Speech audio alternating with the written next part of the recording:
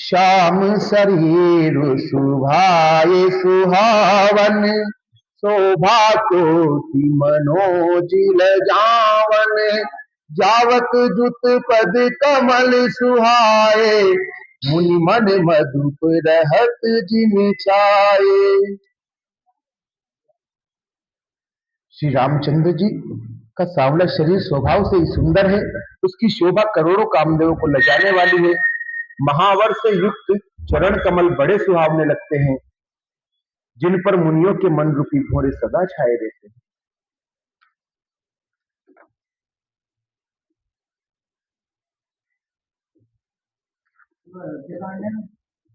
बालकांड।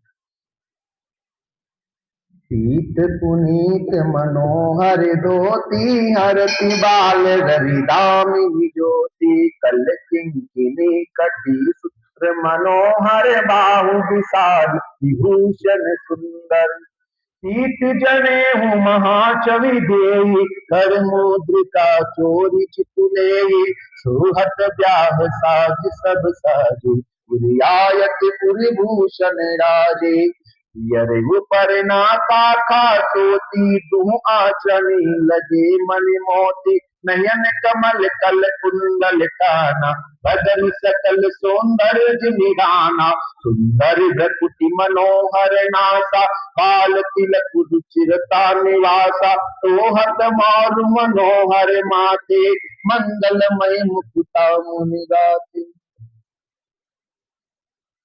बाबा तुलसीदास जी श्री रामचंद्र जी की शोभा का वर्णन करते हैं। पवित्र और मनोहर पीली धोती प्रातः काल के सूर्य और बिजली की ज्योति को हरे लेती है। कमर में सुंदर किंकिनी और कटी सूत्र बंधे हुए हैं। विशाल भुजाओं में सुंदर आभूषण सुशोभित हैं। पीला जनेऊ महान महान शोभा दे रहा है। हाथ की अंगूठी चित्त को चुरा लेती है। ब्याह के सब साज सजे हुए वे शोभा पा रहे हैं। चौड़ी छाती पर हृदय पर पहनने के सुंदर आभूषण सुशोभित।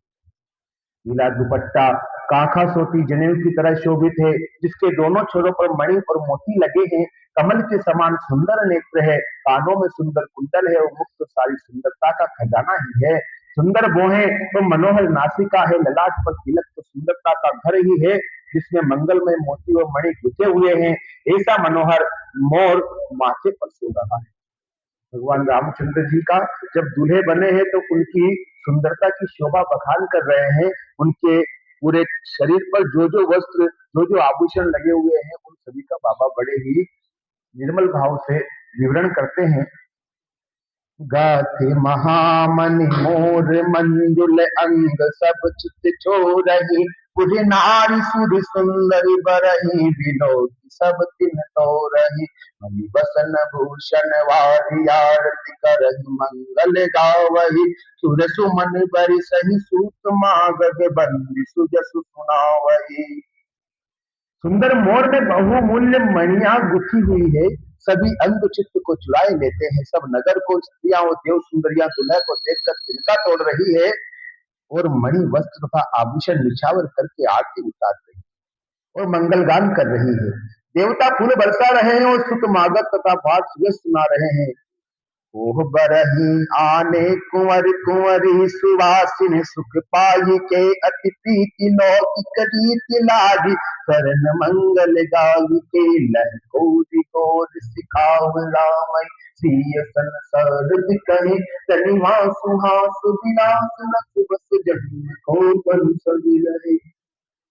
सुहागिनी स्त्रियां सुख पाकर कुंवर और कुंवरी को कोहबर में लाई और अत्यंत प्रेम से मंगल गीत गा गाकर लोहित रीति करने लगी। पार्वती जी श्री रामचंद्र जी को लहकों सिखाती है और सरस्वती जी सीता को सिखाती है। निवास हाल विलास के आनंद में मग्न है, सभी जन्म का परम फल प्राप्त करते हैं। इसी शोभा जनक जी के राज दरबार में उनके जनवासे में है, जहां भगवान श्री रामचंद्र जी के श्रृंगार में मैया पार्वती जी सहायता कर रही है, तो वहीं मैया सीता के श्रृंगार में सरस्वती की सहायता कर रही है।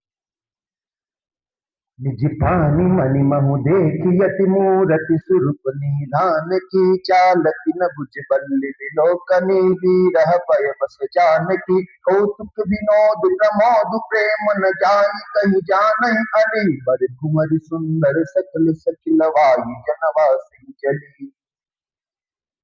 अपने हाथ की मणियों में सुंदर रूप के भंडार श्री रामचंद्र जी की परछाई दिख रही। यह देखकर जानकी जी दर्शन में वियोग होने के बल से बाहु रूपी लता को दृष्टि को हिलाती डुलाती नहीं है। उस समय के हंसी खेल और विनोद का आनंद को प्रेम कहा नहीं जा सकता, उसे सखिया ही जानती है। तदनंतर वर कन्याओं को सब सुंदर सखिया जनवासे को लिवा चली। मैया सीता के हाथ में जो अंगूठी है उसमें भगवान श्री रामचंद्र जी का दर्शन हो रहा है, तो मैया अपनी अंगूठी को भी नहीं हिलाती, ना अपनी दृष्टि को हिलाती है। डर है कहीं भगवान राम उसमें विस्मित ना हो जाए। यही समय सुनिय असीस जाता नगर नभ आनंद महाचिरुजियं चोरी चारु चारो मुदित मन सब ही कहा योगिंद्र सिद्ध मुनीस देव विलोक प्रम्भ दुंदु बिहनी चले हर्षि बरषि प्रसून निज लोक जय जय जय भनी। उस समय नगर और आकाश में जहां सुनिए वहीं आशीर्वाद की ध्वनि सुनाई दे रही है और महान आनंद छाया है। सभी ने प्रसन्न मन से कहा कि सुंदर चारों जोड़ियां चिरंजीवी हो। योगी राज सिद्ध मुनीश्वर और देवताओं ने प्रभु श्री रामचंद्र जी को देखकर दुंदुभी बजाई और हर्षित होकर फूलों की वर्षा करते हुए तथा जय हो जय हो जय हो कहते हुए वे अपने अपने लोक को चले। भगवान राम जी का विवाह संपन्न हुआ। चारों भाई जनकपुरी में ही है और सब उनकी शोभा देखकर आनंदित हुए। देवता गण भी ऊपर से फूलों की वर्षा करते हैं और जय हो जय हो जय हो ऐसा शंखनाद करते हुए अपने अपने लोक को चले। हाँ, सहित बधू तिन कुंवर सब तब आए पितु पास शोभा मंगल मोद भरी कुमदेव जनु जनवास। तब सब चारों कुमार बहुओं सहित पिताजी के पास आए। विवाह हो गया। अब चारों कुंवर अपनी दुल्हनों के साथ पिताश्री के पास आए। ऐसा मालूम होता था मानो शोभा मंगल और आनंद से भरकर जनवासा उमड़ पड़ा हो। जेवनार भई बहु भांति पटये जनक बोलाई बराती परत पावड़े बसन यनूपा सुतन समेत कवन कियो कूपा। फिर बहुत प्रकार की रसोई बनाई। जनक जी ने बारातियों को बुला भेजा। राजा दशरथ की पुत्रों सहित गमन किया। अनुपम वस्त्रों के पावड़े पड़ते जाते हैं। वो जो वस्त्र पहन रखे हैं, दूल्हे के जो वस्त्र पीछे से पावड़े पड़ते हुए जा रहे हैं, उनके सभी को भोजन के लिए बुलाया और एक से बढ़कर एक व्यंजन जो है जनक जी ने अपनी भोजशाला में बनवाए। सादर सबके पाए पखारे जटा जोग पीड़न देखारे धोये जनक अवधपति चरणासील समेहु जाहि नहीं बरन। आदर के साथ सबके चरण धोए, वो सबको यथायोग्य पीड़ों पर बैठाया।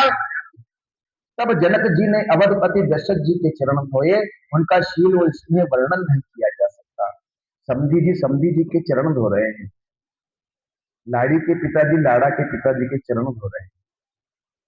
और उस समय उनको जो स्नेह जो शील है वो इतना अधिक है कि उसका अपन बखान नहीं कर सकते। बहुरी राम पद पंकज धोये जे हर हृदय कमल महु गोये तीनों भाई राम सम जानी धोये चरण जनक निज पानी। फिर श्री रामचंद्र जी के चरण कमलों को धोया और श्री शिव जी के हृदय कमल में जो छिपे रहते हैं उन चरण कमलों को। भगवान श्री राम के चरण कमल हमेशा भगवान श्री श्रीशंकर जी के हृदय में निवास करते हैं। उनको जनक जी बड़े प्रेम से धोते हैं और उनके ही नहीं तीनों भाइयों के श्री रामचंद्र जी के ही समान जानकर जनक जी ने उनके भी चरण बड़े स्नेह से अपने हाथों से धोए। आसन उचित सबई नृप दीने बोली सूपकारी सबलीने सादर लगे परन पनवारे कनक तीन मन पान सवार।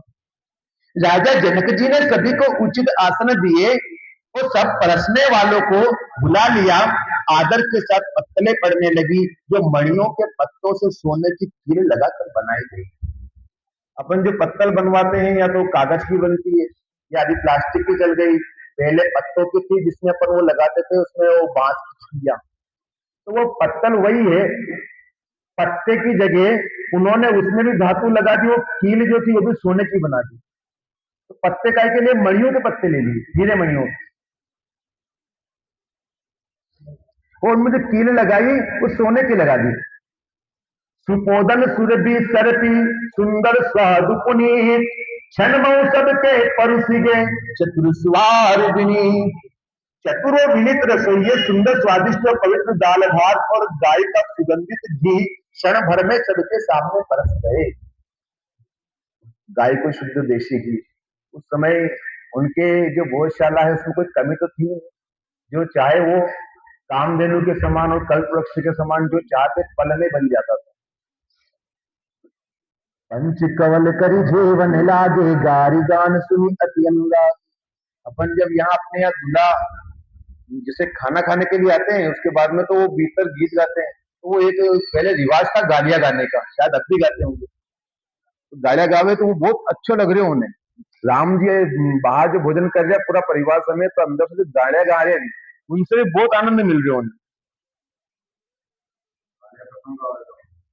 अब वो भी गाया तो ना गाता है अपन तो बाहर बैठ कर रोटे खा पड़ा, अभी अंदर से जो गालियां गा, असली प्यारी गालियां गा, मतलब गजब।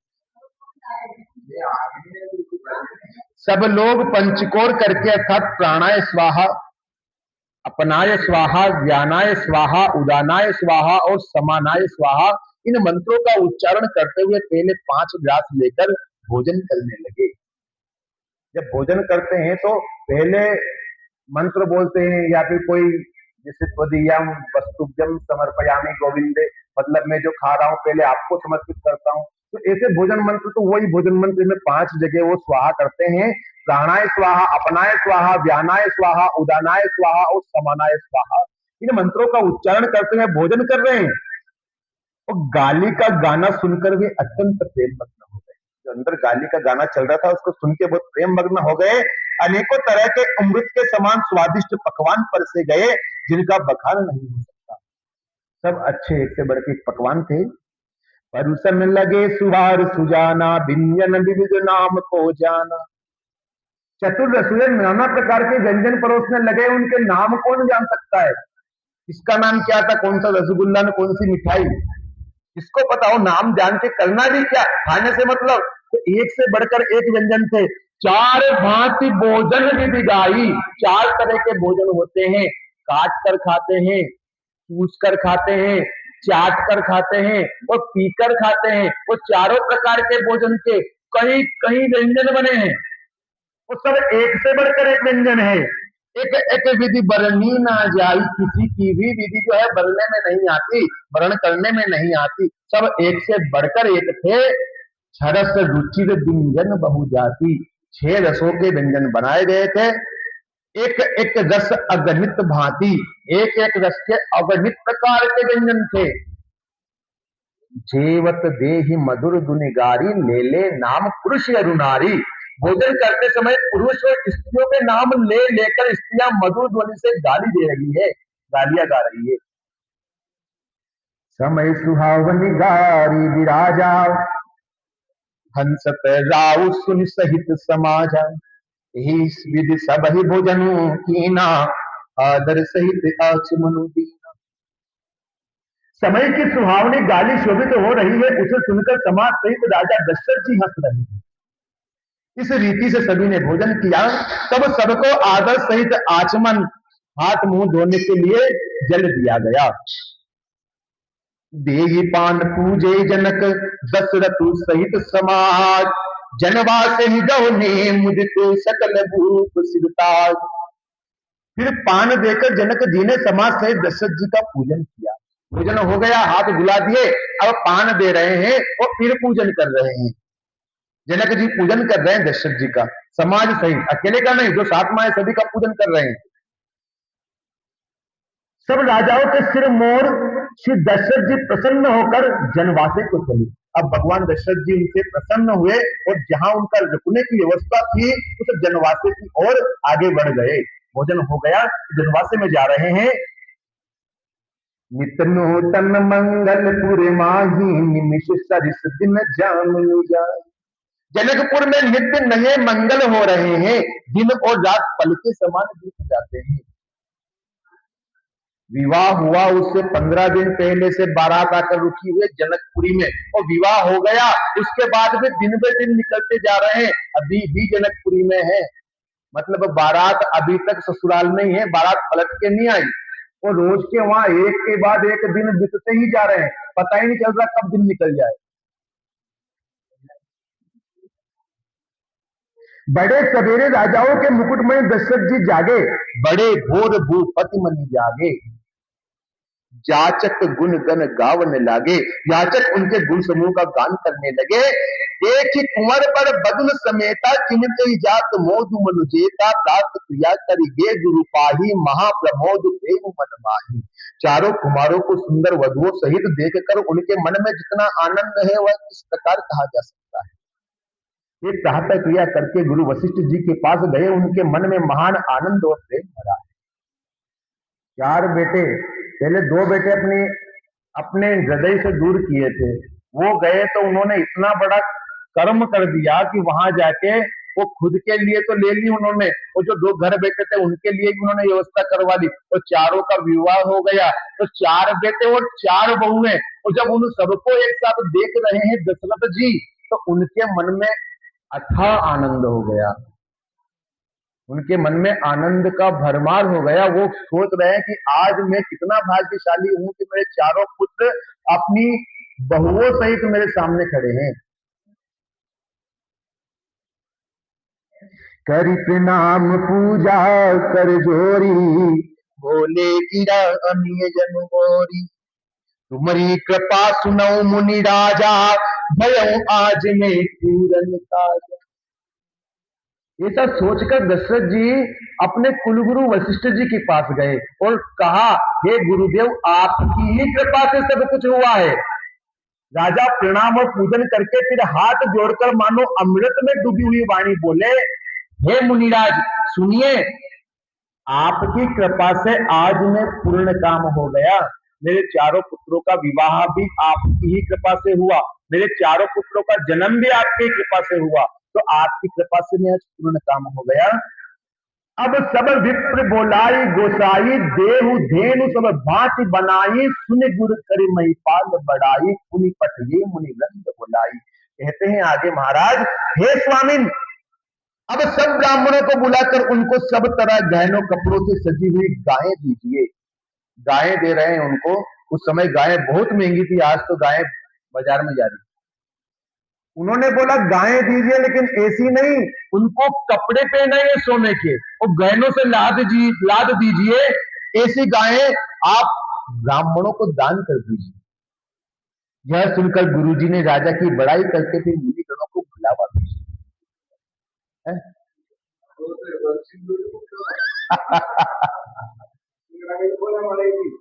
हाँ, सोना की खोला ये तो भी दशरथ जी कह रहे वहां गुरु जी है था, अयोध्या में से जितना भी ब्राह्मण सब बांट दो, सोने ही सोना की खेरा के, और सोने कहीं नरे हीरा मोती नहीं देगा। यो आज की जो ये 3 घंटा ही खता है नहीं, 3 घंटा ही खता में खाली भी देगा ही देगा है, तो अतरो देगा खूब देगा।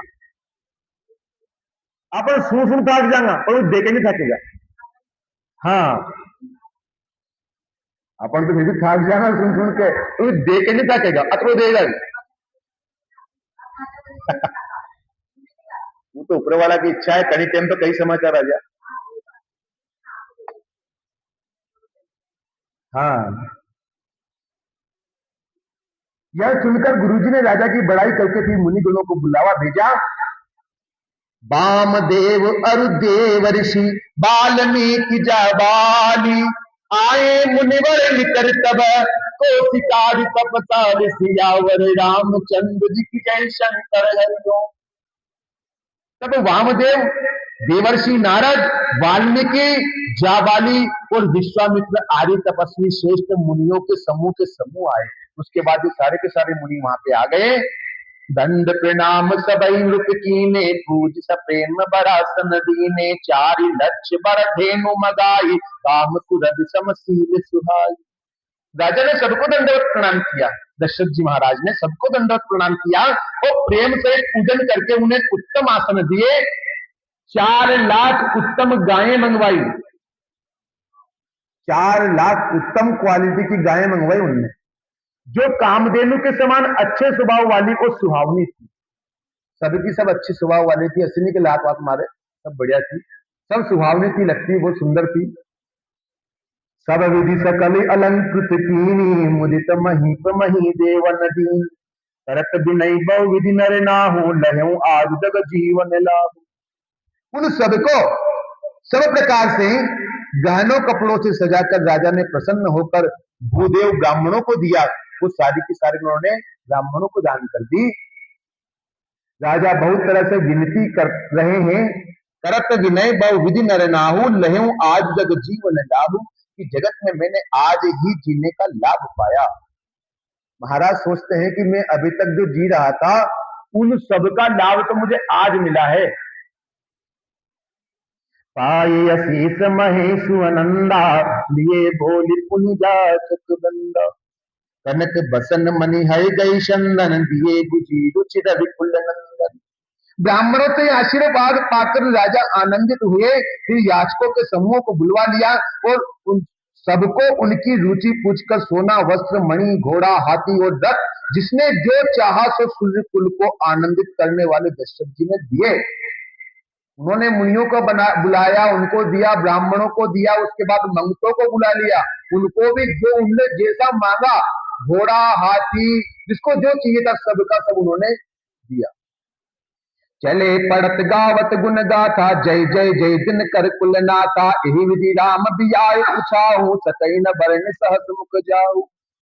वे सब गुणानुवाद गाते हो, सूर्य कुल के स्वामी की जय हो, जय हो, जय हो कहते हुए चले। इस प्रकार श्री रामचंद्र जी के विवाह का उत्सव हुआ, जिन्हें सहस्त्र मुख हैं, वे शेष जी भी उसका वर्णन नहीं कर सकते। इतना अच्छा उनका विवाह हुआ जिसका वर्णन शेष जी भी नहीं कर सकते। जिन जिन को उन्होंने कुछ दिया है वे सब उनका गुणानुवाद कर रहे हैं और जय हो ऐसा कहते हुए सब वहां से उनके लिए मंगल कामनाएं करते हुए गए वहां से।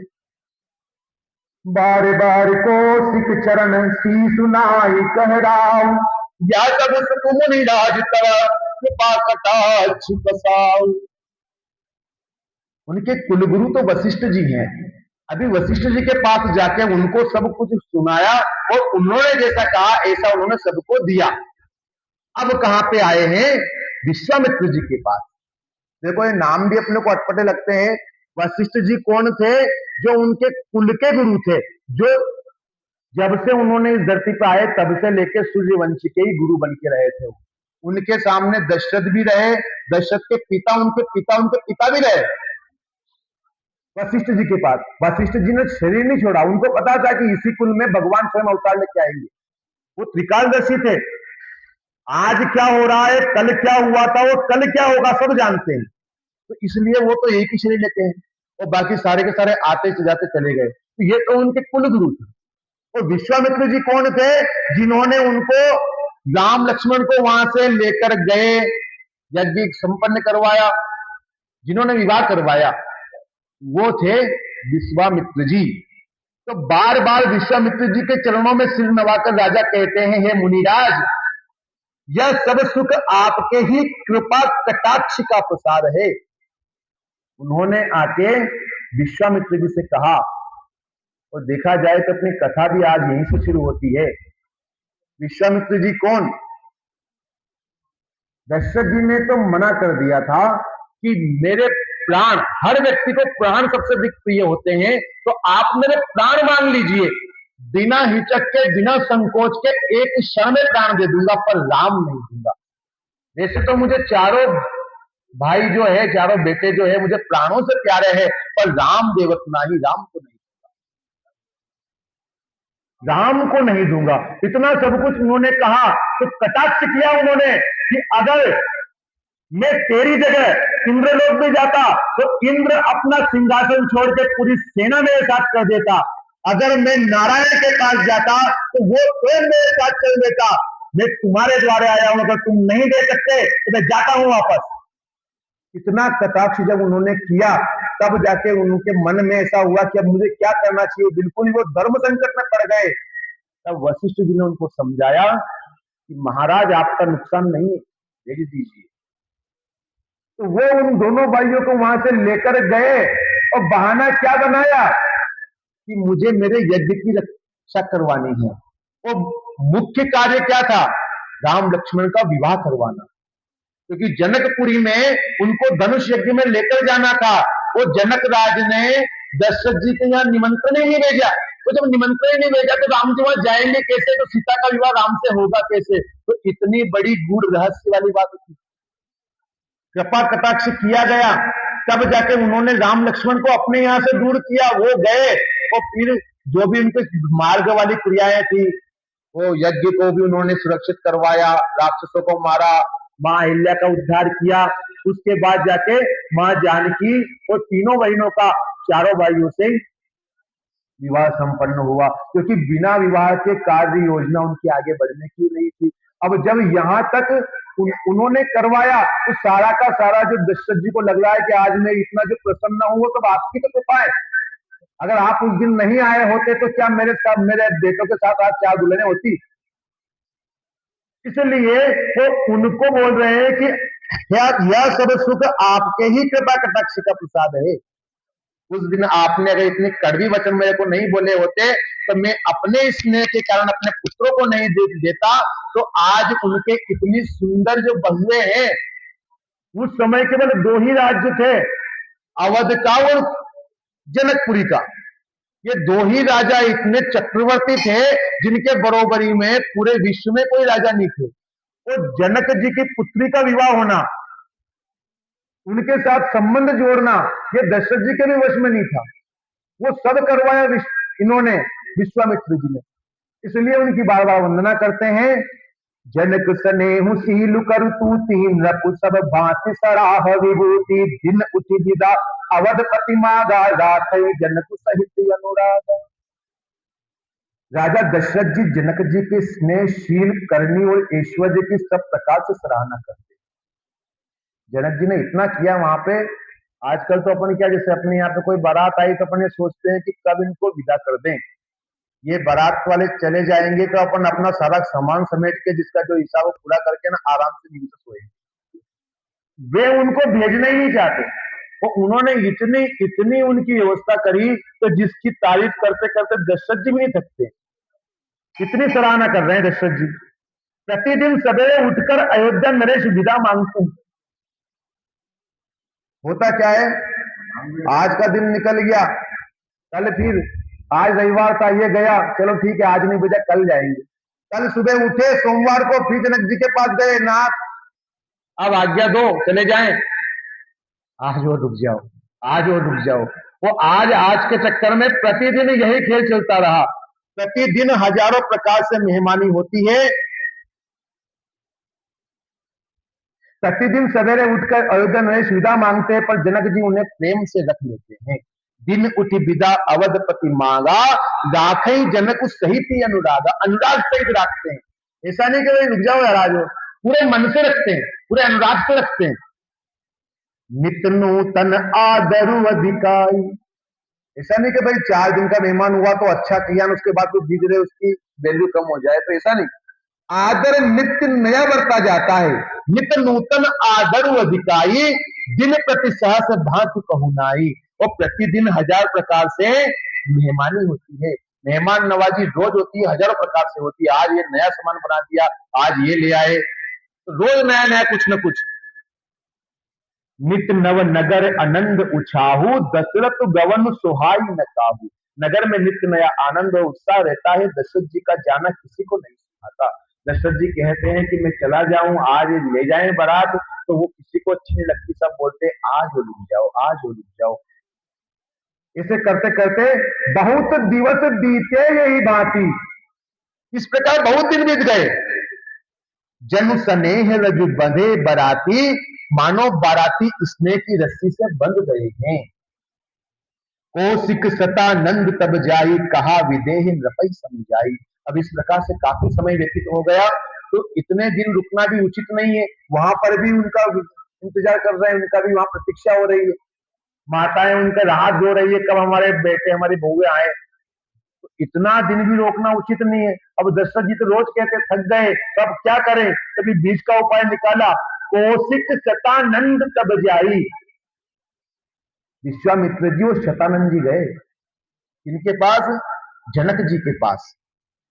शतानंद जी ने जाकर राजा जनक को समझाकर कहा, अब दशरथ का आय सुदेहु, अब दशरथ को आज्ञा दीजिए। यद्यपि आप स्नेह वश उन्हें नहीं छोड़ सकते, यद्यपि छाड़ न सकौ स्नेहु, यद्यपि आप स्नेह के कारण उन्हें छोड़ नहीं सकते, आपका उनमें लगाव है इसलिए आप छोड़ नहीं पा रहे हैं, तो भी अब दशरथ जी को आज्ञा दीजिए। भले ही नाथ कहीं सचिव बोलाए, कहीं जय जीव शीश नाए। अब जब गुरु जी भी आए, सतानंद जी भी उनका गुरु था, वो भी आए, तो दोनों ने कहा, तो फिर उन्होंने माना उस बात को। उन्होंने कहा, हे नाथ बहुत अच्छा। ये कहकर जनक जी ने मंत्रियों को बुलवाया, वे आए और जय जीव कहकर उन्होंने मस्तक नवाया। जैसे अपन राम राम कहते हैं, वो जय जीव कहते हैं, उनके यहाँ ऐसी परंपरा होगी, वो जय जीव कहते थे, तो उन्होंने जय जीव कह के उन्होंने मस्तक नवाया। अवध नाथ चाहत चलन भीतर करऊ जनाओ, भय प्रेम बस सचिव सुनी विप्र सभासद राव।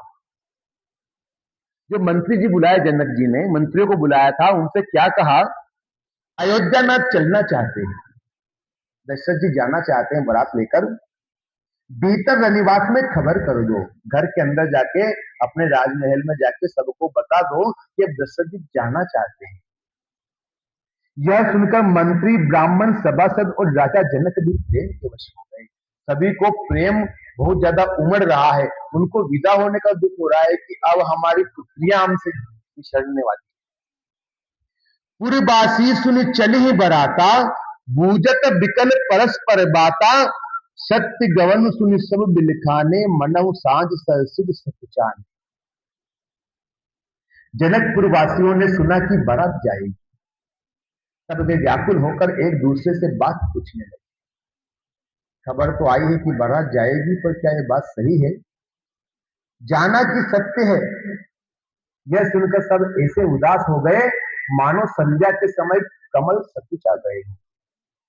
कमल का फूल जो दिन में खिला हुआ रहता है, शाम के समय से मुरझा जाता है, तो जैसे उनको पता लगा कि बात सत्य है, बारात जाएगी, तो सभी के मन ऐसे सूख गए, सभी मुरझा गए, सभी को दुख हुआ, भयंकर विरह वेदना हुई कि अब हमारी राजकुमारियां वो भी जाएंगी, और जिनका हमें दर्शन करने का सौभाग्य मिल रहा था, परमेश्वर राम जी और उनके चारों भाई, वो भी जाएंगे, तो उनको बहुत दुख हो रहा है।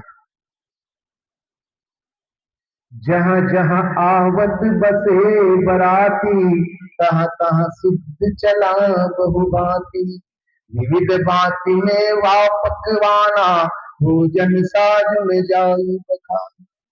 हुआ क्या, पता तो लग गया जाना है, जा रही है बारात वापस। तो उस समय जनक जी ने ये देखा कि जहां जहां दशरथ जी की बारात रुकी थी आते समय, वहां उन सभी जगहों पे जाके पूरी पूरी व्यवस्था करवा दी, क्योंकि एक दिन में तो पहुंचेगी नहीं, और जहां रुकेगी वहां उनके लिए व्यवस्था में कमी नहीं होनी चाहिए, तो सारी की सारी व्यवस्थाएं भी करवा दी। भगवान राम का विवाह हो गया, विवाह संपन्न हुआ। इतने दिनों से बारात रुकी हुई थी, अब जाकर सब बोल रहे कि बारात चलनी चाहिए, तो जैसे सबको लग गया कि बारात जाना फिक्स हो गया, अब नहीं रुकने वाली, तो फिर जहां जहां जैसी जैसी व्यवस्था उनको करने की सारी व्यवस्था उन्होंने करी।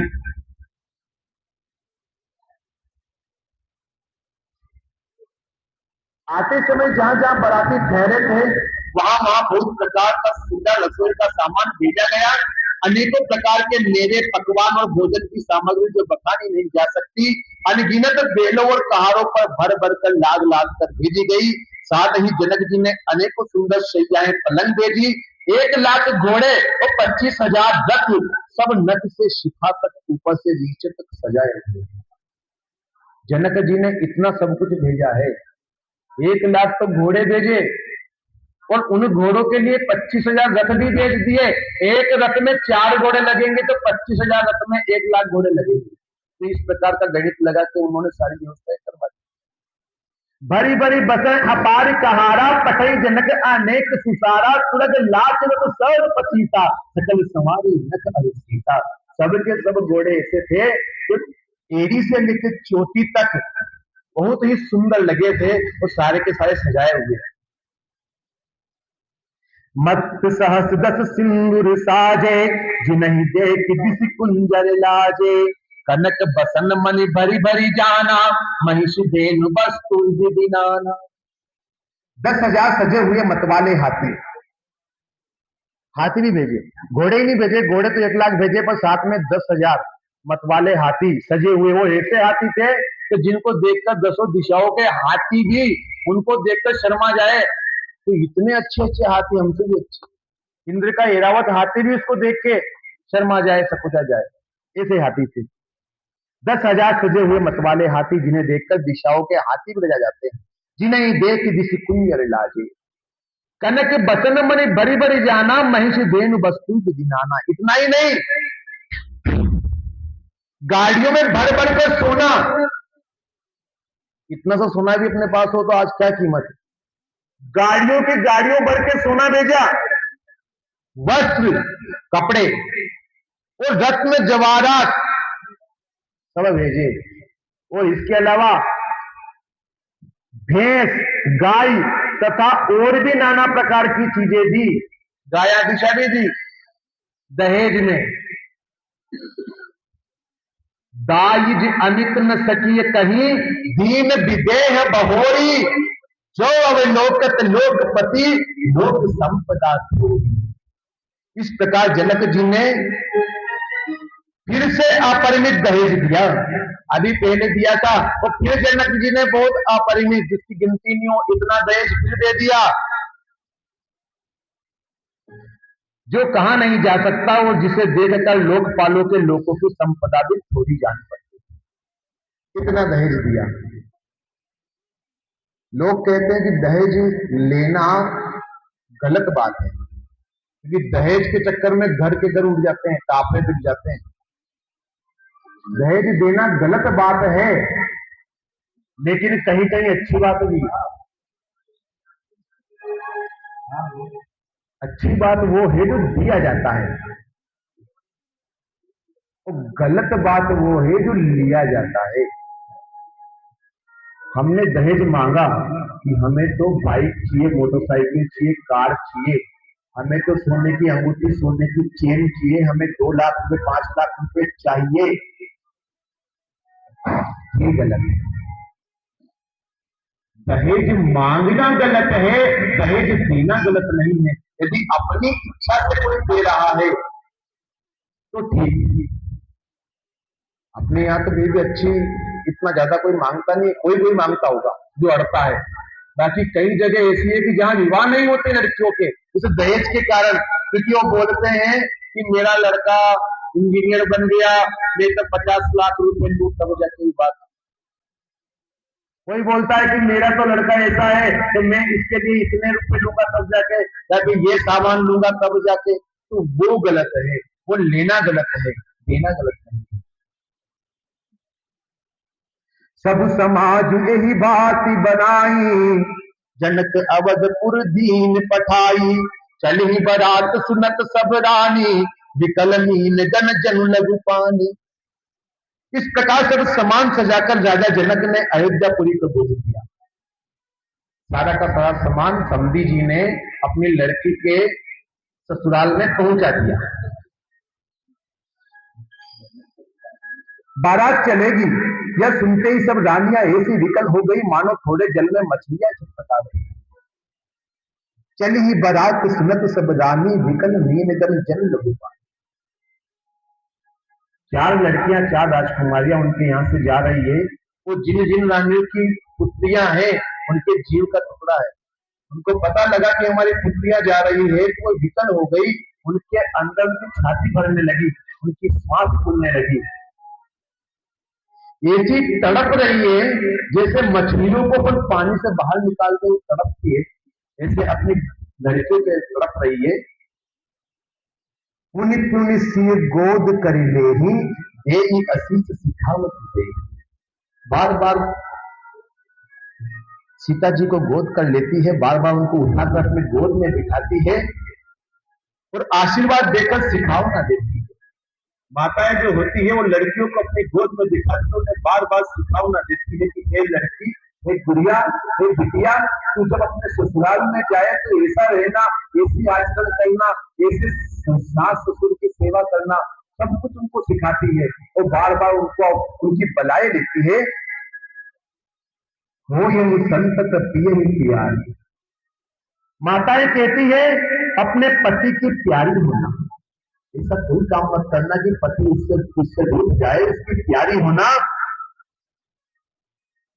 चिड़ू अही बात आशीष हमारी, तुम्हारा सुहाग अचल हो, हमारी यही आशीष है। बार बार उनको उठाकर अपनी गोद में लेती है और बार बार उनसे कहती है कि हे गुड़िया, तुम अपने ससुराल जाए तो अपने पति की प्यारी होना, अपने पति की ऐसा जरूर कोई काम मत करना जिससे वो तुम पर क्रोधित हो, वो हमेशा तुम्हारा सुहाग अचल रहेगा, इस प्रकार की कामनाएं करती है। सास ससुर गुरु सेवा करे हूँ, पति रुख लाखी आय सुख अनुसरे। सास ससुर और गुरु की सेवा करना, पति का रुख देखकर उनकी आज्ञा का पालन करना, जैसा पति कहे उनका रुख जैसा रहे, उनकी आज्ञा का पालन करना। अति स्नेह बस सखी सयानी, नारी धर्म सिकवही न दीवानी। सयानी सखियां अत्यंत स्नेह के वश कोमल वाणी से स्त्रियों को धर्म सिखाती।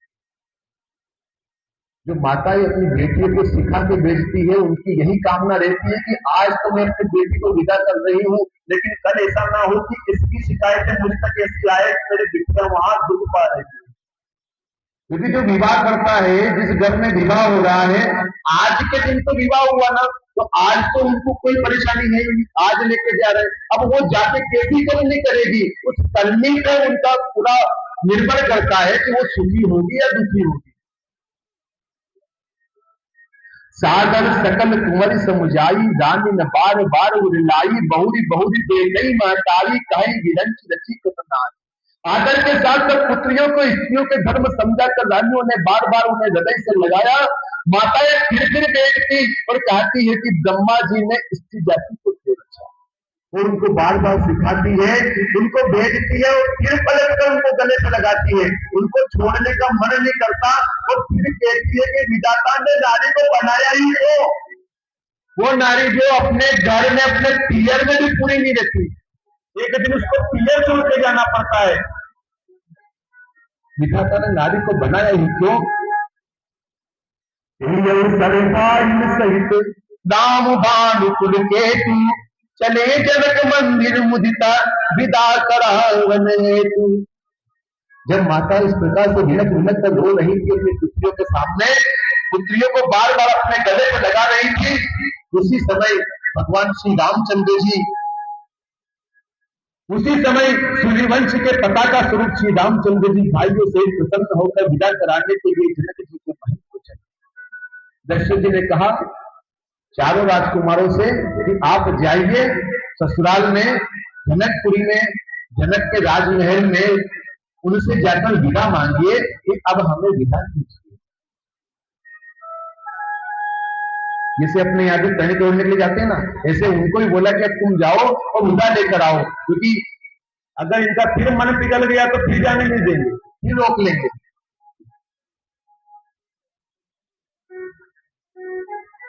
चार यू भाई सुभाई सुहाये, नगर नाय नर देख न दाये, खो का चलन चहत हरिहायु, कीन विदेह बिलास रसायु। स्वभाव से ही सुंदर चारों भाइयों को देखने के लिए नगर के स्त्री पुरुष दौड़े। जैसे ही लोगों को पता लगा बारात जाएगी, चारों भाई विदा लेने के लिए आ गए, और जैसे इनको पता चला तो गांव के सारे जो लोग थे वो सब देखने के लिए दौड़े कि अब वो देख लें, पता नहीं कब देख पाएंगे। तो बार बार यही सोच कर सारे के सारे लोग उनके दर्शन के लिए दौड़े। कोई कहता है आज ये जाना चाहते हैं, उनमें से कोई लोग बोलते हैं कि आज जाने वाले, इनकी इच्छा है आज जाने की।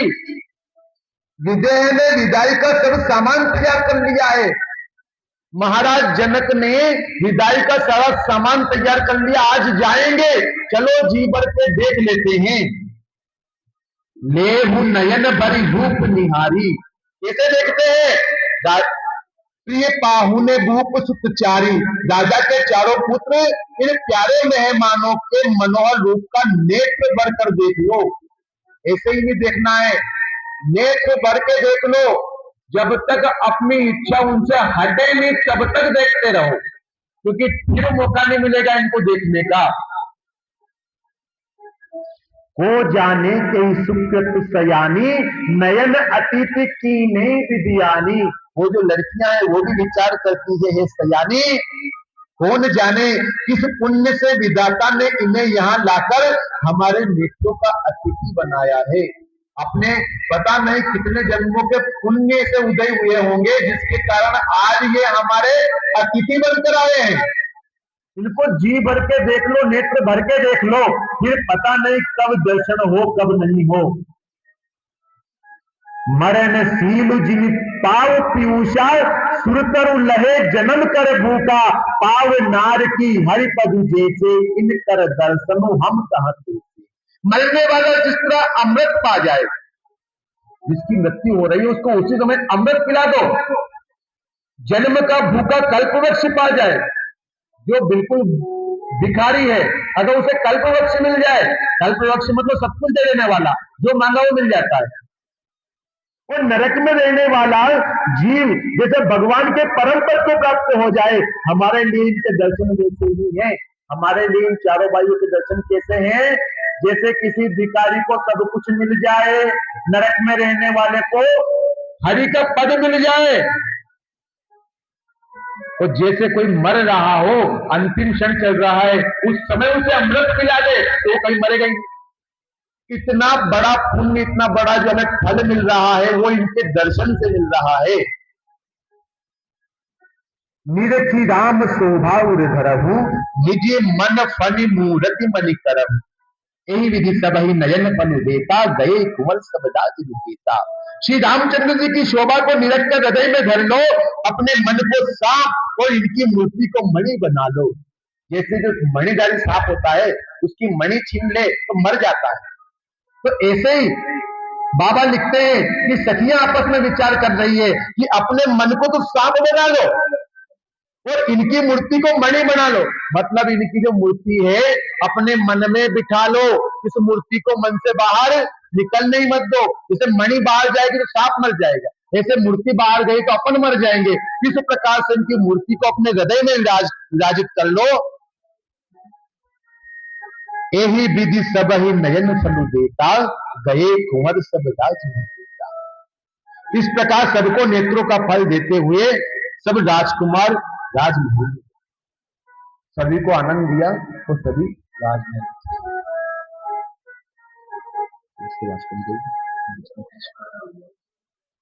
रूप सिंधु सरबंधु लखी हर्ष उठा निवासु, करई चावर आरती महामुदित मनसासु।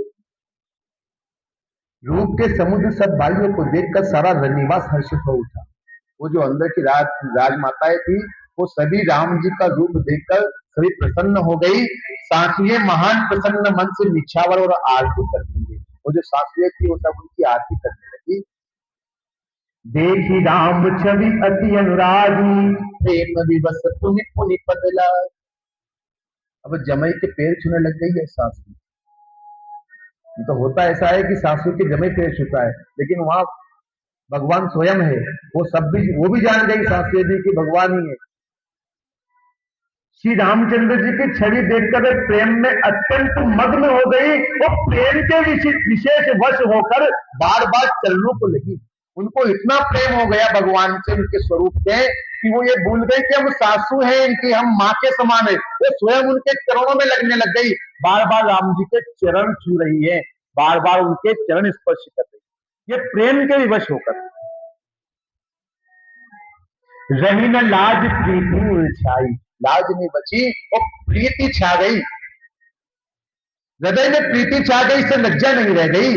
सहज स्नेह वर्णी की मिजाई, उनके स्वाभाविक स्नेह का वर्णन किस तरह किया जा सकता है। उनके मन में जो सहज स्नेह था ना वो अवर्णीय है, जिसका वर्णन नहीं हो सकता। भाई ने सईद उबट अनवाए, जैसे अपन नहलाते हैं ना, जैसे चारों भाइयों को उन्होंने भी नहलाया। छरस असन असी अति हेतु जेवाए, बोले राम सुवस रुजानी, सीध स्नेह सकुच में बानी। उन्होंने भाइयों सहित श्री राम जी को उबटन करके स्नान करवाया और बड़े प्रेम से छठ रस भोजन कराया। सुअवसर जानकर श्री रामचंद्र जी शील स्नेह और संकोच भरी वाणी बोले। अब जब उन्हें लगा राम जी को अब कहना उचित है, तब उन्होंने माताओं से जो वाणी कही, जाऊ अवधपुर चहत सुधाए। महाराज यूं बोल रहे हैं कि अब अवधपुर चलना चाहिए, अब अयोध्या चलना चाहिए। विदा हो न हम यहाँ पठाए, और विदा लेने के लिए हमें उन्होंने यहाँ भेजा है। मातु मुदित मन आय सुदेहु, बालक जान करब नित नेहु। हे माता, प्रसन्न मन से हमें आज्ञा दीजिए और हमें अपने बालक जानकर सदा स्नेह बनाए रखिएगा। रामायण भी देखिए अपन टीवी में, कितने शील कितने सुंदर भाव से राम जी बोलते थे। उन्होंने उसी मुस्कान के साथ माताओं से कहा, हे मैया, हमें पिताश्री ने यहाँ से आपसे विदा मांगने के लिए भेजा है। आप प्रसन्न मन से हमें विदा कीजिए और हमें अपने पुत्रवत समझकर स्नेह करते रहिएगा। सुनती वचन बिलिखे निवासु, बोली न सकही प्रेम बस सासु। हृदय लगाई कुंवरी सबलीनी, पतिन सौंपी विनती अतिथि। उस समय की जो दशा है उसका वर्णन करते हैं बाबा। इन वचनों को सुनते ही रनिवास उदास हो गया। पता सबको था कि आज जाएंगे अपनी बेटियां, और फिर जब राम जी ने उनसे कहा तो वापस उन्हें फिर याद आई कि आज मेरी बेटियां मुझसे दूर होने वाली है, तो फिर सबकी सब उदास हो गई। साथियों, प्रेमवश बोल नहीं सकती, अब प्रेम भी इतना है कि बोल भी नहीं सकती। उन्होंने सब कुमारियों को हृदय से लगा लिया, फिर चारों कुमारियों को अपने सीने से लगाया और उनके पतियों को सौंपकर बहुत विनती की, और चारों कुंवरियों को उनके पतियों के हाथों में सौंप दिया और सौंप के बहुत ही उनसे विनती की। करी विनय सिय राम ही समर्पी, चोरी करे पुनि पुनि कहे, बलि जाऊं तात सुजान तुम कहो, विदित गति सब की है। परिवार पुरजन मोहि राजहि, प्राण प्रिय सिय जानिबे, तुलसी सील सने उलझि निज, चूरी करि मानिबे, चूरी करि मानिबे। विनती करके उन्होंने सीता जी को श्री रामचंद्र जी को समर्पित कर दिया और हाथ जोड़कर बार बार कहा, हे तात, हे सुजान, मैं बलि जाती हूँ, तुमको सबकी गति मालूम है। परिवार के पूर्ववासियों को, मुझको और राजा को सीता प्राणों के समान प्रिय है, ऐसा जानिएगा। हे प्रभु, हे नाथ, आपको सबकी करनी पता है। मुझे और इनके पिता को, इनकी सखियों को, पूरे राजमहल को और पूरी जनकपुरी को ये लड़कियां जो है प्राणों के समान प्यारी है। इनको आप अपने चरणों की दासी बनाकर रखिएगा। हे तुलसी के स्वामी, इसके शील और स्नेह को देखकर इसे अपनी दासी करके मानिए। इनका जो प्रेम स्नेह है उसको मन में धर के इन्हें अपनी दासी समझकर रखिएगा। तुम परिपूर्ण काम, जान शिरोमणि भाव प्रिय, जन गुण गाहक राम, करुणायतन। तुम पूर्ण काम हो, सुजान शिरोमणि हो और भाव प्रिय हो, तुम्हें प्रेम प्यारा है। हे राम, तुम भक्तों के गुणों को ग्रहण करने वाले और दोषों का नाश करने वाले हो और दया के धाम हो। उन्होंने प्रभु को बोला कि आप कैसे हो, उनको याद दिला रहे हैं कि आप दोषों को नहीं देखते, आप दया करते हो, आप करुणा निदान हो। असी कही रही चरण गही रानी, प्रेम पंथ जनु पिया समानी, स्नेह सानी बरबानी, बहुत बुरा सतवानी। ऐसा कहकर रानी चरणों को पकड़कर चुप रह गई। इतना कहा तो राम जी के चरणों को पकड़ लिया, क्योंकि बेटियां दे रही, अपने प्राण की क्रियाएं उनको दे रही है, तो उन्होंने इतनी बात समझाकर उनके चरण पकड़कर बैठ गई और फिर कुछ नहीं कह पाई, यही से चुप हो गई। मानो उनकी वाणी प्रेम रूपी दलदल में समा गई हो। प्रेम पंख जनु गिरा समान। स्नेह से सनी हुई श्रेष्ठ वाणी सुनकर श्री रामचंद्र जी ने सास का बहुत प्रकार से सम्मान किया। जब राम जी को लगा कि बहुत ज्यादा स्नेह के कारण मैया बोल नहीं पा रही है, तो उन्होंने उस वाणी को सुनकर, समझकर और बहुत प्रकार से मैया का सम्मान किया। राम बिदा मागत कर जोरी, दीन प्रणाम बहोरी बहोरी, आई असिस बहुरी सिरुनाई, आबिद सहित चले रघुराई। तब श्री रामचंद्र जी ने हाथ जोड़कर विदा मांगते हुए बार बार प्रणाम किया, आशीर्वाद पाकर और फिर सिर नवाकर भाइयों से श्री रघुनाथ जी चले। उन्होंने बार बार सिर नवाया और कहा, माता अब हमें आज्ञा दीजिए। फिर मां से आज्ञा लेके और फिर चारों भाइयों समेत वो वापस अपने रनिवास की ओर चले। मंजू मधुर मूर्ति उरियानी, बही स्नेह तितिर सब रानी, उन धीरज धरि कुंवरी हकारी, बार बार बेटई महतारी।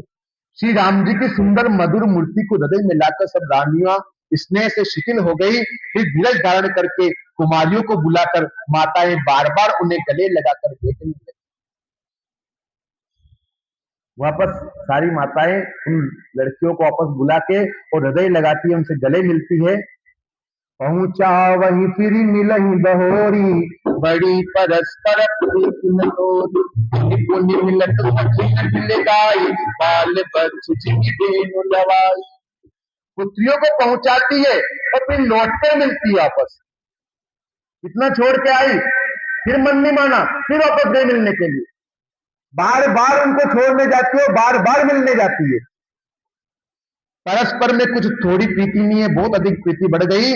बार बार मिलती हुई माताओं को सखियों ने अलग कर दिया, जैसे हाल की ब्याई हुई गाय को कोई उसके बालक बछड़े से अलग कर दिया। जैसे कोई गाय ब्याहती है तो उनका बछड़ो जो उनसे दूध पिवा दे, उन्हें बार बार अपने बाहर एक तरफ करा, ऐसे उन माताओं को उनकी जो सखियां हैं वो बोलती है कि अब इनको जाने दो लड़कियों को, और उनको छुड़ाकर दूर ले आती है। लेकिन उनकी माताएं मानती नहीं है, बार बार रोती है, उनकी तरफ देखती है, बार बार उनकी तरफ बढ़ती है।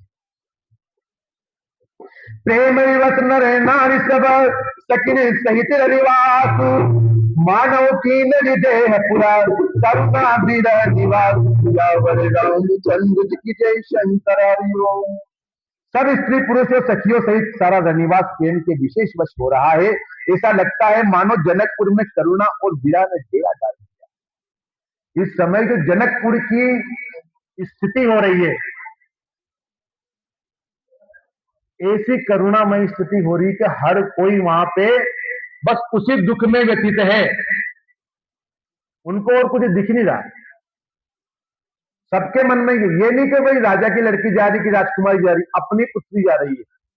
वो सबको जन्म से लेके इतनी बड़ी हो गई, उसने सबके सामने जो उसके जो क्रियाकलाप थे, छोटे बालपने के जो खेल खेले थे, वो सबके सामने खेले थे, सबको प्रिय थी। वो पूरी जो जनकपुरी थी सबके लिए लाडली थी। तो उन सबको इतनी विरह वेदना हो रही है उनके जाने से कि बाबा लिखते हैं, सुर सारिका जानकी जाए, कनक पिजरणी राखी पड़ाए, व्याकुल काई कहां वे देही, सुन धीरज परिहर लगे। बाबा लिखते हैं सीता जी जा रही है, आज कहां जा रही? हारे। सीता जी राम जी के गले हारे जा रही है अयोध्या में। कहां जा रही? वो वही टाइम पे जो वहां की जो स्थिति बन रही है जनकपुरी की, उनके लिए बाबा ने लिखा है, जानकी जी ने जिन तोता और मैना को पाल रखा था सोने के पिंजरे में, तोता और मैना अपन रखा नहीं, राम राम सिखामा तोता है, वहां तोता मैना है, उनने कहा रख रखे था? सोना का पिंजरा में पाल रखे था उनने। जानकी जी ने जिन तोता और मीना को पाल पोस कर बड़ा किया था और सोने के पिंजरों में रखकर पढ़ाया था, वे व्याकुल होकर कह रहे हैं वैदेही कहाँ है। वो सब कुछ भूल गए, उनको बस यही लग रहा है कि वैदेही कहाँ है। पिंजरे में फंसकर वो बोल रहे हैं मुझे पिंजरा नहीं चाहिए, हमें सोने का पिंजरा भी नहीं चाहिए, ना कुछ खाने का चाहिए, वैदेही कहाँ है, सीता कहाँ है, हमें सीता को मिलाओ। बोले तोता मैना की भी ये स्थिति। उनके ऐसे वचनों को सुनकर धीरज किसको नहीं त्याग देगा, अर्थात सबका धीरज जाता रहा। जब सारे लोग रो रहे हैं, उन लोगों के बीच में अगर तोता मैना वहां पिंजरे से आवाज निकाले कि वैदेही कहाँ है, तो वो वैसे ही रो रहे थे। उनका तो रो रो के पूरा हाल बेहाल हो गया कि ये तोता मैना तक उसको नहीं छोड़ रहे। तो फिर वहां लोगों की स्थिति क्या होगी, वहां रहने वाले नगरवासी क्या कर रहे होंगे जब माता सीता वहां से जा रही है। भय विकल खग मृग यही भांति, जब पक्षी और पशु तक इस तरह विकल हो गए, पक्षी और पशु भी इस तरह से बेचैन हो गए, मनुज दशा कैसे कही जाती, तो वहां लोगों की दशा किस प्रकार कही जा सकती है। बंधु समेत जनक तब आए, प्रेम उमग लोचन जल छाए। उसके बाद वहां पे अपने भाई समेत जनक जी वहां पहुंचे, वो प्रेम से उमड़ कर उनके नेत्रों में प्रेमाश्रु का जल भर आया। दोनों भाइयों की पुत्रियां थी, जनक जी की भी पुत्रियां थी और इनकी भी उनके भाई थी। दोनों भाई वहां पहुंचे। सिय बिलो की धीरता भागी, रहे कहावत परम विरागी, लीनी जाय उन लाई जानकी, मिट्टी महामर जाग जानकी। परम ज्ञानी थे विदेहराज, जनक जी को विदेहराज कहते हैं। विदेहराज मतलब जिनको अपनी देह की भी सुध नहीं रहती, जिनको देह से प्रेम नहीं है। आप उनके हाथ पैर काट दो, उनको दर्द नहीं होता है, वो देह को भी भूल गए, इतने परम वैरागी थे। वैराग्य धारण किया हुआ था, उनको मोह नहीं था किसी से भी, किसी से प्रेम नहीं था उनको, ना किसी से उनको द्वेषता थी, सबसे परे थे। उनका भी ज्ञान धरा का धरा रह गया जब वैदेही उनसे गई। और सही कारण देखा जाए तो कारण ये है, अपने घर परिवार में भी यदि हमें कोई भगवान के पास ले जाने के लिए, भगवान की भक्ति के लिए अपने को आगे बढ़ाए, तो अपने को उनका सौ बार उनका एहसान मानना चाहिए।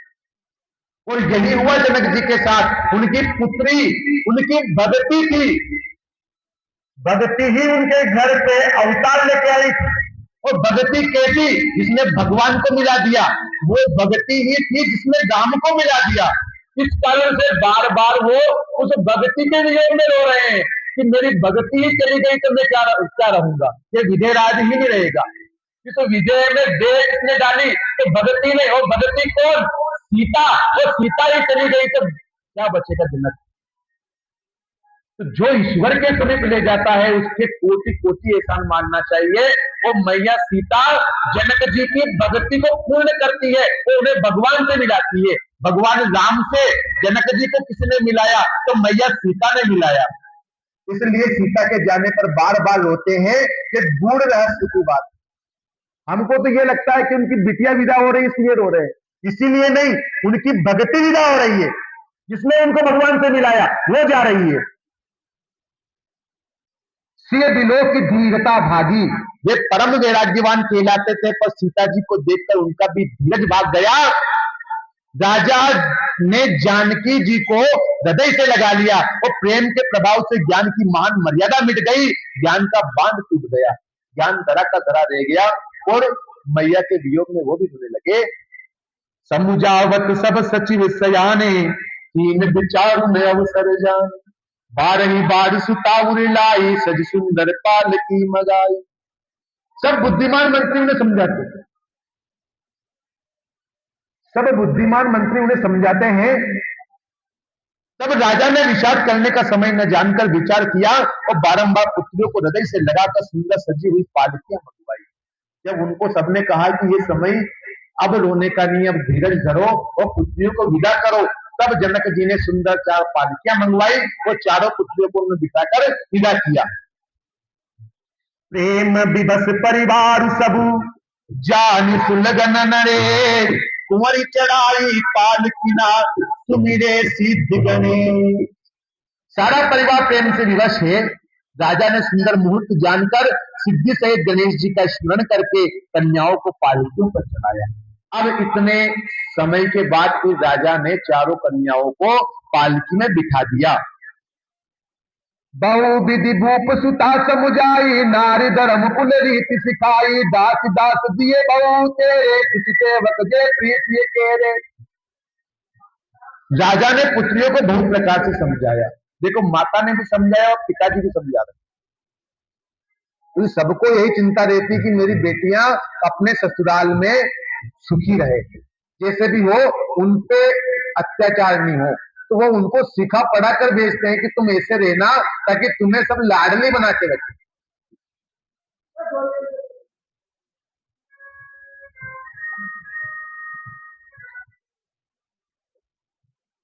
राजा ने पुत्रियों को बहुत प्रकार से समझाया।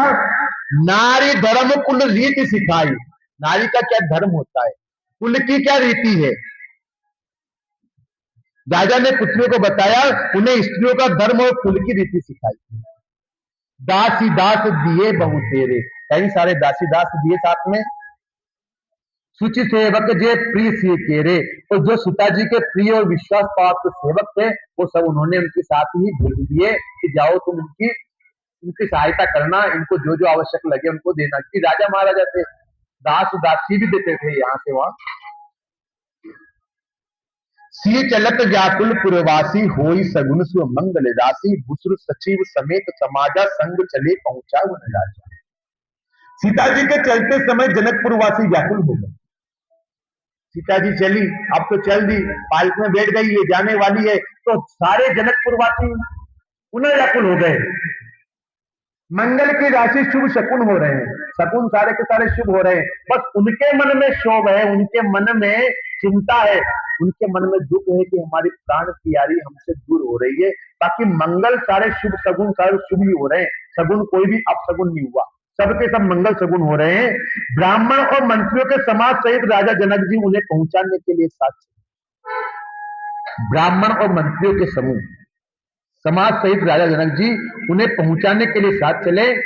समय बिलो की बाजने बाजे, गत गज बाज बरात साजे, दशरथ विप्र बोल सब लीने, दान मान परिपूर्ण किए। समय देखकर बाजे बजने लगे, बरातियों ने रथ हाथी और घोड़े सजाए। दशरथ जी ने सब ब्राह्मणों को बुला लिया और उन्हें दान और सम्मान से परिपूर्ण कर दिया। दशरथ जी ने आपस ब्राह्मणों को बुला लिया, लाड़े का पिताजी भी ब्राह्मणों को बुलाया और उन्हें दान और सम्मान बहुत दिया सारे ब्राह्मणों को। चरण सरोज दूरी दरी सीसा, मुदित मही पति पाई सीसा, सुमिरि गजानन कीन कयाना, मंगल मूल सगुन भयना। उनके चरण कमलों की धूलि सिर पर धरकर और आशीष पाकर राजा आनंदित हुए और गणेश जी का स्मरण करके उन्होंने प्रस्थान किया। मंगलों के मूल अनेकों शकुन हुए। राजा दशरथ जी वहां से प्रस्थान कर रहे हैं। सुर प्रसून बरसई हर्षि करई अपचरा गान, चले अवधपति अवधपुरा, मुनित बजाई निशान। जिस समय अयोध्यानाथ अयोध्या की ओर जा रहे हैं उस समय की जो वर्णन किया है बाबा कहते हैं देवता हर्षित होकर फूल बरसा रहे, ऊपर से देवता लोग फूल बरसा रहे और अप्सराएं गाना गा रही है, नाच रही है ऊपर अप्सराएं। अवधपति दशरथ जी नगाड़े बजाकर आनंद पूर्वक अयोध्यापुरी को चले। बारात वहां से अयोध्या की ओर प्रस्थान कर रही है, आगे बढ़ रही है, लेकिन अभी तक दशरथ जी नहीं गए, साथ में ही है। उनका मन नहीं कर रहा, उन्हें छोड़ने का मन नहीं कर रहा सीता जी। नप कर विनय महाजन फेरे, सादर सकल मादने तेरे, भूषण बदन बाज गज दीने, प्रेम पोज ताड़े सब कीने। राजा दशरथ जी ने विनती करके प्रतिष्ठित जनों को लौटाया और आदर के साथ सब मंगनों को बुलवाया, उनको गहने कपड़े घोड़े हाथी दिए और प्रेम से पुष्ट करके सबको संपन्न अर्थात बलयुक्त कर दिया।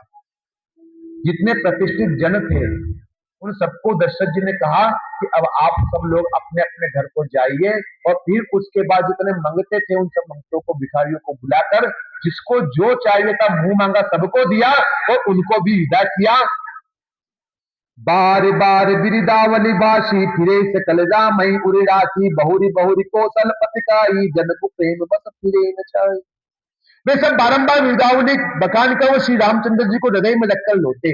वे जितने मंगते थे सब बिरदावली गाते हुए और रामचंद्र जी का ध्यान मन में लगाते हुए अपने घर की ओर लौटे।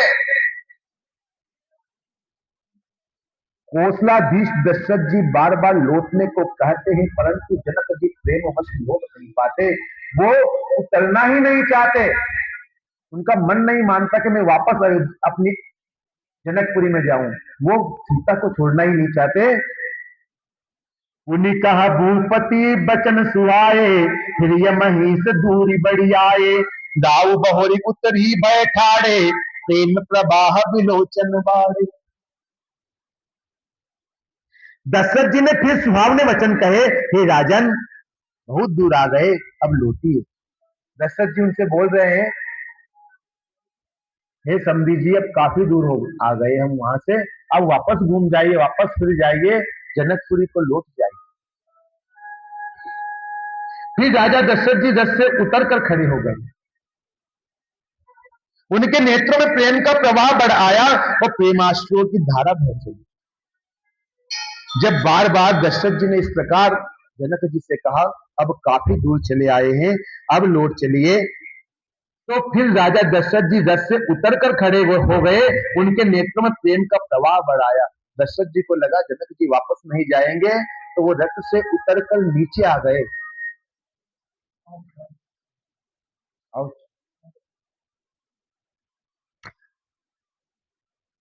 निपट गए वहां।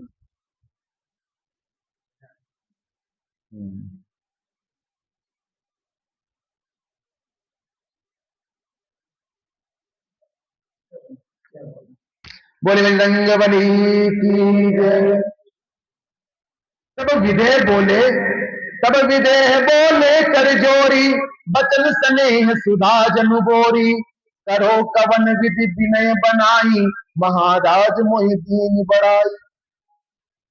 जब जनक जी वापस घूमना ही नहीं चाहते, अपनी पुत्री को छोड़ने का उनका मन ही नहीं होता, तो दशरथ जी स्वयं रथ से उतरे और उतरकर जनक जी से विनती करते हैं कि समधी जी बहुत दूर तक आ गए, अब लौट जाइए।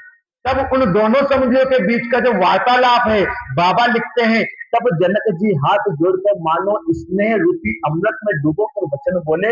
इतने मीठे वचन बोले जनक जी दशरथ जी के समक्ष, मैं किस तरह बनाकर किन शब्दों में विनती करूं, हे महाराज, आपने मुझे बड़ी बड़ाई दी है। समझी भी हो तो ऐसे, एक समझी दूसरे को बड़ा बनाता है, दूसरा कहता है कि मेरी बड़ाई तुमसे और मुझसे बड़े तुम हो, मेरी बड़ाई इसलिए कि मेरे पुत्र का विवाह तुम्हारे घर हुआ, और वो समझी कहते हैं कि मेरी बड़ाई इसलिए है कि आपके पुत्र ने मेरी पुत्री का वर्ण किया। ऐसे समझी। महाराज जनक जी कहते हैं कि हे महाराज, मैं आपकी किस विधि विनती करूं, आपने मुझे बहुत ही बड़ाई दी है। कौशल पति समधि सजन सन्माने सब भांति, मिलनि परस्पर विनय अति, प्रीति न हृदय समान। अयोध्यानाथ दशरथ जी ने अपने सुजन समधि का सब प्रकार से सम्मान किया। उनके आपस के मिलने में अत्यंत विनय थी और इतने प्रीति थी कि हृदय में समा थी। दोनों में इतना प्रेम था जिसकी कोई व्याख्या नहीं कर सकता, जो मन में समाता ना हो, इतना प्रेम दोनों समधियों के बीच में था। मुनि मंडल ही जनक सिरुनावा, आशीर्वाद सबई संग पावा, सादर पुनि देते जा माता, रूपशील गुण निधि सब गाता। जनक जी ने मुनि मंडली को सिर नवाया और सभी से आशीर्वाद पाया। फिर आदर के साथ में रूपशील और गुणों के निदान सब भाइयों से अपने दामादों से मिले। उन्होंने सारे मुनियों को प्रणाम किया, पहले दशरथ जी से बोला, फिर मुनियों को प्रणाम किया और फिर भगवान श्री रामचंद्र समेत चारों भाइयों से प्रेम पूर्वक विनय पूर्वक मिले। जोरी पंख रूह पानी सुहाए, बोले वचन प्रेम जनु जाए, दाम करो के ही बात प्रशंसा, मुनि महेश मन मानस हंसा। और सुंदर कमल के समान हाथों को जोड़कर ऐसे वचन बोले जो मानो प्रेम से ही जन्मे। हे राम जी, मैं किस प्रकार आपकी प्रशंसा करूं। आप मुनियों और महादेव जी के मन रूपी मान सरोवर के हंस है। मुनि हमेशा आपको जपते हैं और महादेव जी के हृदय में भी आप ही का निवास है। मैं किस प्रकार आपकी प्रशंसा करूं। ससुर जी अपने जमाई राजा से बोल रहे हैं, जनक जी अपने जमाई श्री रामचंद्र जी से बोल रहे हैं। करही जोग जोगी जही लागी, कोह मोह ममता मधु त्यागी, व्यापक ब्रह्म अलख अविनाशी, चिदानंद निर्गुण गुण राशि। योगी लोग जिनके लिए क्रोध मोह ममता और मद को त्याग कर योग साधना करते हैं, जो सर्वव्यापक ब्रह्म अव्यक्त अविनाशी चिदानंद निर्गुण और गुणों की राशि है। जनक जी अपने जमाता अपने जमाई श्री रामचंद्र जी के गुणों का बखान कर रहे हैं कि आप क्या हैं। अब आप एक राजा के पुत्र नहीं है, अब उन्होंने उन सबसे पर्दा हटाकर बोल रहे हैं कि आप देवता, देवताओं के देवता, ईश्वरों के ईश्वर परमात्मा हैं, तो उनके गुणों का वर्णन कर रहे हैं। और कह रहे हैं मन समेत जही जान न बानी तरकिन सकई सकल अनुमानी महिमा निगम नेत कई काई ज्योति हूं काल एक रसराई। क्या कहते हैं राम जी के बारे में? जिनको मन सहित वाणी नहीं जानती, ना मन जानता है ना वाणी जानते है कि क्या है, उनका था किसने नहीं पाया। कोई कहते कि राम बस यही है, तो यही नहीं है, उससे काफी ऊपर, जिसकी किसने था नहीं पाई, वो सब जिनका अनुमान ही करते हैं, कोई तर्कना नहीं कर सकते, जिनकी महिमा को वेद नेति कहकर वर्णन करते हैं। नेति मतलब इतना ही नहीं, भगवान इतना ही नहीं है, हमेशा यही बोलते हैं, किसी ने अच्छी बड़ाई कर दी तब भी वो बोलते हैं इतना ही नहीं, और अथाह समुद्र, इतना बड़ा भगवान की लीलाएं हैं, उनके गुणानुवाद है, और जो सच्चिदानंद तीनों कालों में एक रस सर्वदा और सर्वथा निर्विकार रहते हैं, जो तीनों काल एक रस नाई, तीनों काल में एक जैसे रहते हैं सच्चिदानंद भगवान। नयन विषय मोह कहूं भयं सो समस्त सुख मोल, सबई लाभ जग जीव कहा भय ईसु अनुकूल। यही समस्त सुखों के मूल आप मेरे नेत्रों के विषय हुए, ईश्वर के अनुकूल होने पर जगत में जीव को सब लाभ ही लाभ है। जनक जी कह रहे हैं हे ईश्वर आप मेरे अनुकूल हुए, और जब परमात्मा अनुकूल हो जाता है तो भगत के लिए लाभ ही लाभ है, जो करेगा उसमें लाभ मिलेगा। सब ही भांति मोहि दीन बढ़ाई, आपने हर प्रकार से मुझे बढ़ाई दी है। निज जन जान लीन अपनाई, वो अपना जन जानकर अपना लिया है। हे प्रभु आपने हर प्रकार से मेरी बढ़ाई की है और मुझे अपना जन मानकर अपना लिया है। वो इस सहस 10 सारद शेषा करई कल्प कोटिक भरी लेखा। यदि 10,000 सरस्वती और शेष हो और करोड़ों कल्पों तक गणना करते रहे, क्या गणना करते रहे? मोर भाग्य जाहुर गुण गाथा, मेरे भाग्य और आपके गुणों की गाथा अगर कल्पों तक भी करते रहे तब भी नहीं की जा सकती। इतना बड़ा मेरा भाग्य और इतने बड़े आपके गुण जिनकी कोई गणना नहीं कर सकता। मैं कछुकाऊं एक बल मोरे, तुम रीजऊं स्नेह सुखी थोरे। मैं जो कुछ कह रहा हूं वह अपने इस एक ही बल पर कि आप अत्यंत थोड़े प्रेम से प्रसन्न हो जाते हैं, इस कारण मैं इतनी बात कह रहा हूं। थोड़ा सा प्रेम करने से आप प्रसन्न हो जाते हैं, इसलिए मैं इतनी बात कह रहा हूं, इसी बल पर। जनक जी अब श्री रामचंद्र जी से कहते हैं, हाथ जोड़कर कहते हैं कि हे प्रभु अब ये बंधन त्याग दीजिए, ना मैं आपका ससुर ना आप मेरे जमाई। हे प्रभु मेरी भगती सीता जिसके कारण मुझे भगवान मिले राम, अब मुझे अपना दास जानिए और मैं जो कुछ मांगता हूं आप मुझे दीजिए। प्रभु कहते हैं अगर तुम मुझे ईश्वर समझकर मांग रहे हो तो मांगो, जो चाहिए मांग लो। जनक जी ने क्या मांगा? आज इस क्षण के बाद मैं आपके चरणों से दूर ना हूं, मेरे मन में बस आपके चरण कमल विराजित रहे और आपकी माया मुझे नहीं व्यापे, बस ये मांगा। जब हम ईश्वर के समक्ष जाते हैं तो हम क्या मांगते हैं? तो देखिए जनक जी क्या मांग रहे हैं। जिनके पास सब कुछ है, सर्वगुण संपन्न है, और उनकी लड़कियां भी सर्वगुण संपन्न के घर जा रही है। चक्रवर्ती सम्राट की पुत्रियां, चक्रवर्ती सम्राट के पुत्र, कोई कमी नहीं है। और मांगते हैं तो क्या मांगते हैं? पुत्री नहीं, मेरी भक्ति जा रही है। जिस भक्ति में मुझे भगवान के दर्शन करवाए वो आपके यहाँ जा रही है। आपसे एक ही विनती है, अपने चरणों की सेवा प्रदान कर दीजिए, और कुछ नहीं चाहिए। बार बार मांगू कर जोरे, मनु परिहरे चरण जन भोरे। मैं बार बार हाथ जोड़कर यह मांगता हूं कि मेरा मन भूल कर भी आपके चरणों को न छोड़े, आपके चरणों से दूर ना जाए। सुनी बर बचन प्रेम जन पोषे, पूर्ण काम राम परितोषे। जब ऐसे प्रिय वचन जनक जी ने कहे तो जनक जी के श्रेष्ठ वचनों को सुनकर जो मानव प्रेम से पुष्ट किए हुए हो, पूर्ण काम श्री रामचंद्र जी संतुष्ट हो गए। जब ईश्वर को भी अपना भगत मिलता है और ऐसा सुभगत मिलता है तो ईश्वर को भी प्रसन्नता होती है। करी बर विनय ससुर सन्माने, पित कौशिक वशिष्ठ समझाने, बिनति बहुरी भरत सन कीनी, मिली प्रेम पुनि आस सिद्धि। यह सारा गुण रहस्य जब दोनों भक्त और भगवान के बीच हो गया तो फिर वापस इसी लोक में लौटे और फिर जमाई और फिर ससुर बन गए। और फिर यह बनने के बाद उन्होंने सुंदर विनती करके पिता दशरथ जी, गुरु विश्वामित्र जी और कुलगुरु वशिष्ठ जी के समान जानकर ससुर जनक जी का सम्मान किया। जैसे अपने पिता का करते हैं, गुरु का करते हैं और कुलगुरु का करते हैं, उसी प्रकार उन्होंने अपने ससुर जनक जी का सम्मान किया। फिर जनक जी ने भरत जी से विनती की और प्रेम के साथ मिलकर फिर उन्हें आशीर्वाद दिया। अब जब राम जो जनक जी का संवाद हुआ तो तीनों भाइयों से भी मिले, भरत जी से भी मिले, उनको आशीर्वाद दिया। मिले लखन रिपु सुदनहि, दीन यशीष महीष, भये परत पर प्रेम बचा, फिर ना वैसी। फिर राजा ने लक्ष्मण जी और शत्रुघ्न जी से मिलकर उन्हें आशीर्वाद दिया।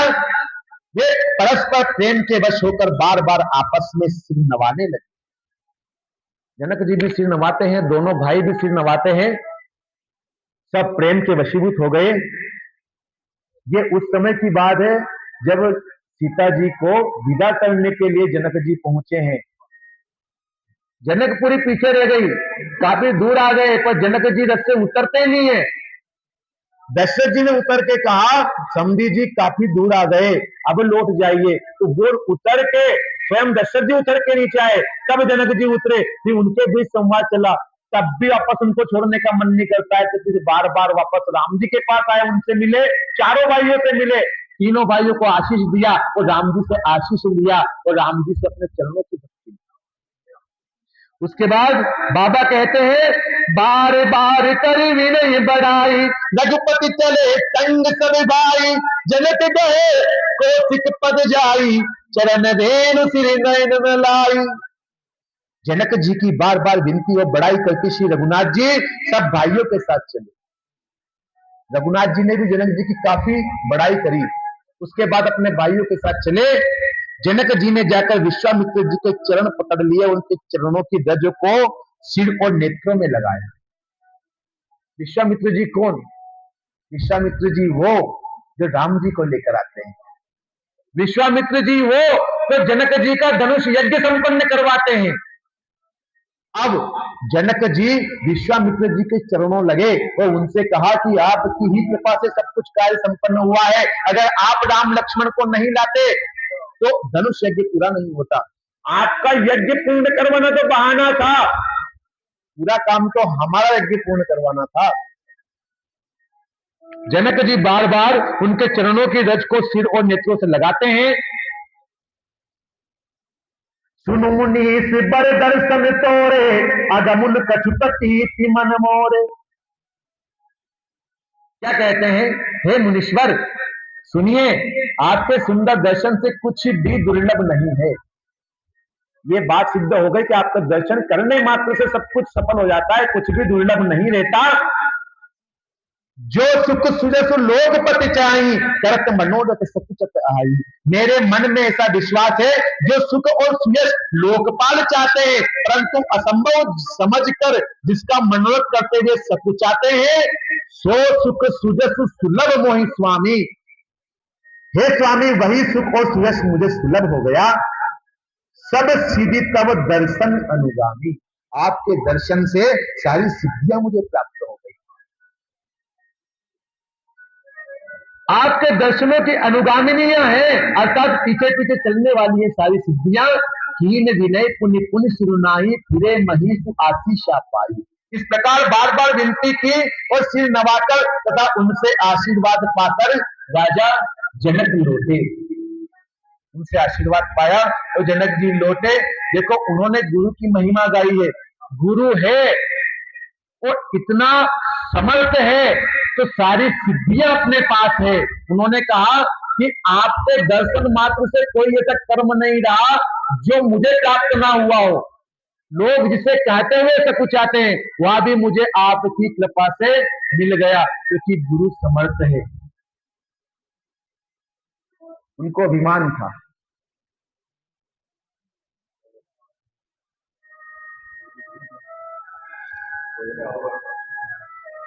हमारे नेक बढ़ो बलिमान गुरु हर संगत हमारे